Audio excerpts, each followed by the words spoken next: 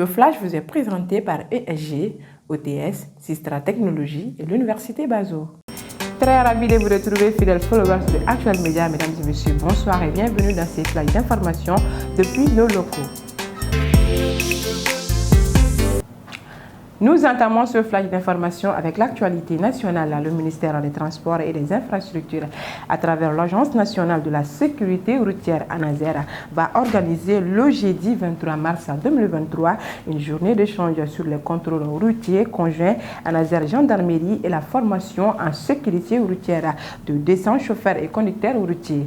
La cérémonie de lancement se déroulera dans les locaux du Conseil malien des transporteurs routiers CMTR à partir de 9h et sera présidé par Madame le ministre Dambélé Madina Sissoko.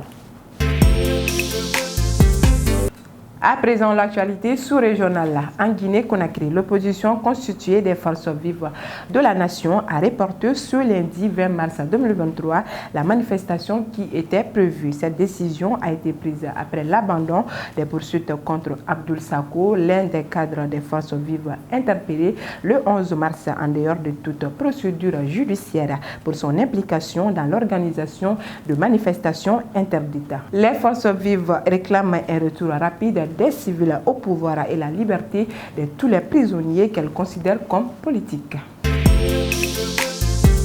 Toujours dans l'actualité sous-régionale, en Somalie, selon un nouveau rapport de l'Organisation des Nations Unies, ONU, 43 000 personnes ont péri l'année dernière en Somalie à cause de la plus longue sécheresse jamais enregistrée et que la moitié d'entre elles étaient probablement des enfants de moins de 5 ans. La Somalie et ses voisins, l'Éthiopie et le Kenya, sont confrontés à une 6e saison de pluies ratées consécutives, tandis que la hausse des prix alimentaires mondiaux et la guerre en Ukraine compliquent la crise de la faim.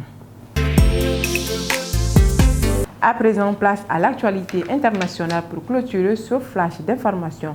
Ce lundi, le président chinois Xi Jinping a atterri à l'aéroport de Vnukovo à 13h de vol de Moscou pour une visite d'État durant laquelle il rencontrera son homologue russe Vladimir Poutine. Selon lui, cette visite donnera un nouvel élan aux relations avec Moscou, à savoir que c'est sa toute première visite en Russie depuis le début de la guerre en Ukraine et son premier déplacement à Moscou depuis près de 4 ans.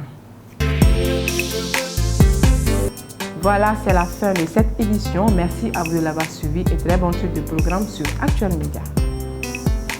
Ce flash vous a été présenté par l'ESG, OTS, Sistra Technologies et l'Université Bazo.